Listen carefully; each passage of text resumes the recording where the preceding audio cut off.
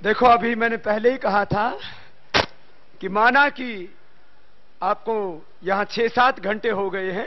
जब इतनी तपस्या की है तो अब तो बस परिणाम समापन का नजदीक है। तो जो जहां खड़े हैं वहीं बैठ जाएं कुछ पलों के लिए। जो जहां खड़े हैं, पूर्णाहुति अब होगी ना। अब तो पूर्णाहुति शेष है। जो जहां खड़े हैं, हमारे पगड़ी वाले भाई भी बैठ जाएंगे। जो जहां खड़े हैं वहीं पर बैठ जाएंगे, क्योंकि अब तो पूर्णाहुति करीब है। इसलिए ये आज का अनुष्ठान निष्पन्न होने जा रहा है। बैराम जेठमलानी जी को मैंने कहा कि आपको आना है, मुंबई में थे और घंटों वहां से सफर करके सीधे एयरपोर्ट से यहां आ रहे हैं। अब भगवान ने इन जैसा दिमाग भी शायद दुनिया के कुछ चंद व्यक्तियों को दिया होगा। जैसे हमारी श्रद्धा बहन लता जी के स्वर पर हमको गुमान है, तो ऐसे इनके मस्तिष्क और इनके जज्बे पर भी हमको बहुत सा अभिमान है। एक बार जोरदार अभिनंदन। मेरे हिंदुस्तान के भाइयों, बहनों और नौजवानों, मुझे आज एक तकलीफ हो रही। ये स्टेज पे जो भीड़ लगी हुई है वो संतों की, महात्माओं की, पादरियों की, इमामों की,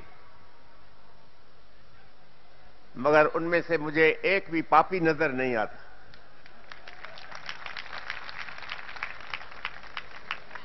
डेमोक्रेसी है, लोकशाही है, पापियों की भी कुछ रिप्रेजेंटेशन स्टेज पे होना चाहिए। और मुझे खुशी है कि वो पापी मैं हूं।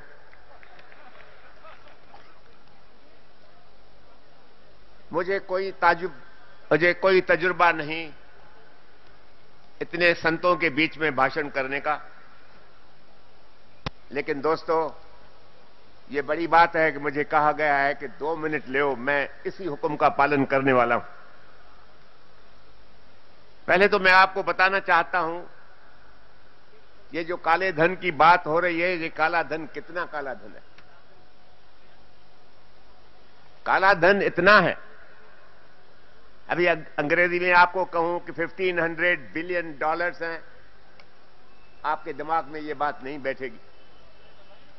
ये रकम इतनी है कि अगर हिंदुस्तान में आ जाए और बांटी जाए तो हिंदुस्तान के हर एक परिवार के घर में कम से कम 2.5 लाख रुपया पहुंचेगा।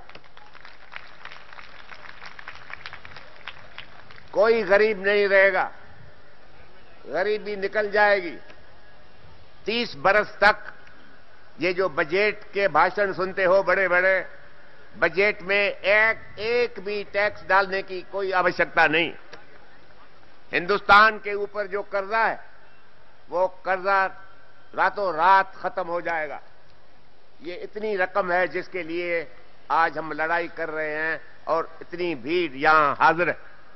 मैं सबका शुक्रगुजार हूं। दोस्तों, कांग्रेस सरकार बहुत जमाने से हमको कहती आती थी कि हिंदुस्तान गरीब है और हम गरीबी को हटाएंगे। हमारे हिंदुस्तान का गरीब, जो बेचारे के दिमाग में इतनी रोशनी नहीं, मगर वो समझता है कि मैं गरीब हूं, और जो भी गरीबी को निकालने का सिर्फ दावा करता है वो उसके पीछे लग जाता। बरसों तक हम गुमराह रहे, बरसों तक हम ये बात मान चुके कि हिंदुस्तान गरीब देश है। कोई न कोई हमको वो औलिया चाहिए जो इस गरीबी को जाके निकाले। पर लेकिन दोस्तों, आज मैं एक पापी की हैसियत में आपको कहने के लिए आया हूं कि हिंदुस्तान गरीब नहीं है, हिंदुस्तान शाहूकार है।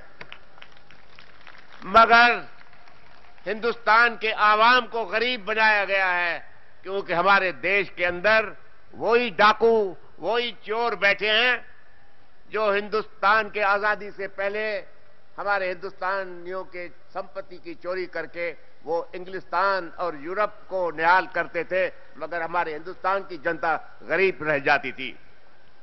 मुझे महात्मा गांधी जी की बातें याद हैं। हमेशा कहता था गांधी जी कि अंग्रेज जाएगा, ये डाकू जब ही चला जाएगा तो हिंदुस्तान में दूध और मधु की नदियां बहेगी। मगर दोस्तों, वो सपना भी सफल नहीं निकला। क्यों? महात्मा गांधी ने ये हमको नहीं बताया था हमारे देश के अंदर भी डाकू बैठे हैं, और महात्मा गांधी जी को ये भी मालूम नहीं था कि वो डाकू उसी घराने से निकलेंगे जो हिंदुस्तान के ऊपर राज करने के लिए तैयार है और करता रहेगा। दोस्तों, हम इतने बेपरवाह इंसान हैं कि मैं 1991 की बात कर रहा हूं, जिसको आज 22 बरस हो चुके हैं। 22 बरस पहले स्विट्जरलैंड, जिस देश के बारे में कहा जाता है कि वो सारे दुनिया की संपत्ति वहां पहुंचती है, वो उसको छुपाते हैं, खा जाते हैं, शाहूकार होते जाते हैं। मगर स्विट्जरलैंड के अखबार ने, जिसका नाम था इलस्ट्रेटी, बड़े में बड़ी जबरदस्त अखबार है स्विट्जरलैंड की, उन्होंने अपने एक पर्चे में सारे दुनिया के 14 बड़े में बड़े गुनहगार, बड़े में बड़े डाकू, उनकी शक्ल, उनकी तस्वीर, उनके बारे में थोड़ी इंफॉर्मेशन अपने अखबार में दिया था। उन 14 गुंडों और बदमाशों के बीच में एक हिंदुस्तानी भी था। मगर नसीब की बात यह है कि उन 14 में सिर्फ एक हिंदुस्तानी था। वो एक हिंदुस्तानी कौन था? वो एक हिंदुस्तानी जिसका नाम उस अखबार में लिखा गया, 1991 की बात कर रहा हूं, वो था हमारे देश का प्रधानमंत्री राजीव गांधी। उसकी फोटो, उसके फोटो के बाजू में कि इस आदमी के 2.2 बिलियन, बिलियन की माना समझते हो? बिलियन की माना 1000 मिलियंस।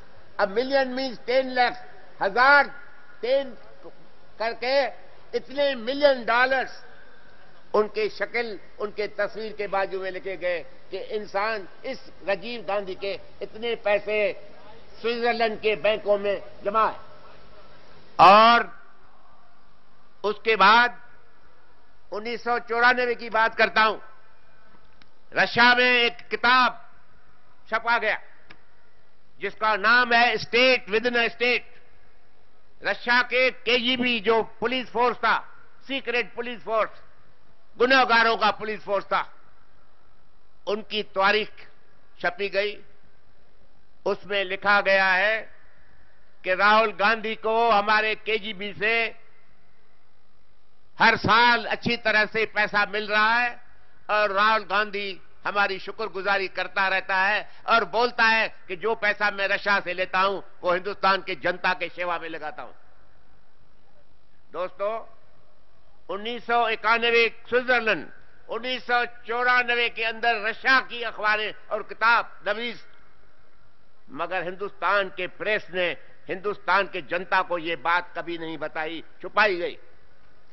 क्यों? कि भ्रष्टाचार हमारे प्रेस को भी खराब कर चुका है। प्रेस का फर्ज है कि जब भी हिंदुस्तान के अवाम के खिलाफ कोई भी जुर्म हो, उनके संपत्ति पे कोई भी डाका लगे तो उसकी खबर उस रकम के मालिकों के सामने पैदा करो, उसके सामने डाका लगे तो उसकी खबर उस रकम के मालिकों के सामने पैदा करो, उसके सामने रखो और उसको कहो कि तुम अपनी खबरदारी करो। दोस्तों, आज स्वामी रामदेव, मैं तो समझता था कि स्वामी रामदेव वो इंसान है जो हमारा जब मृत्यु के बाद जब भी हम दूसरे किसी देश में जाएंगे, वहां हमारे रास्ते का, हमारे राह का रोशन करेगा। उसको मैं उसी उम्मीद में था, मगर मुझे ये उम्मीद नहीं था कि इसी बड़े संत महात्मा ने ये भी जनता का काम उठा लिया है हाथ में कि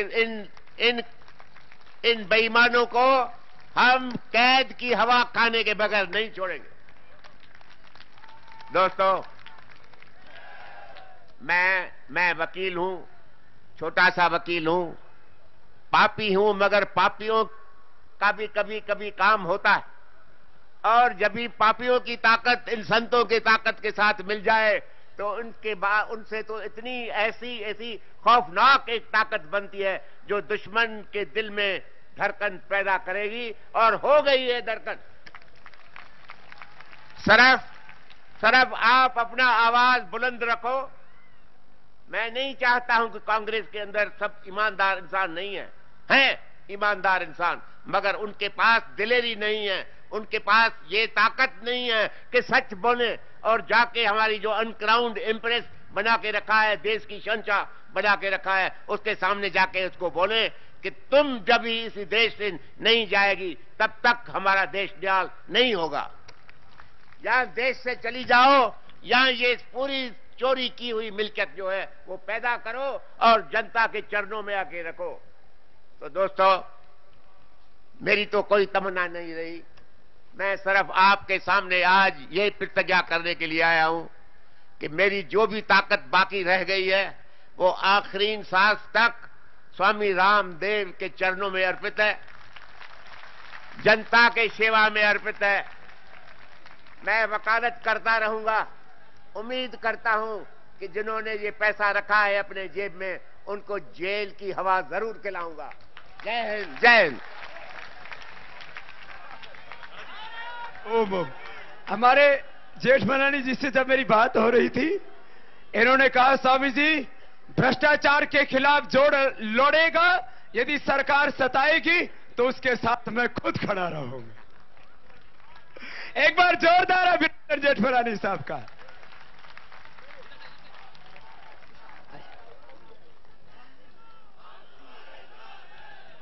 और बस इधर हमारे पीछे देव लगा है, इधर जेठमलानी लगा। बस शुरू का तो वर्डिंग एक ही है, शब्द भी एक है, ध्येय भी एक है, और सारी अनेक आत्माएं आज नेक काम में लगी हैं। एक बार फिर से जेठमलानी जी का बहुत बहुत अभिनंदन।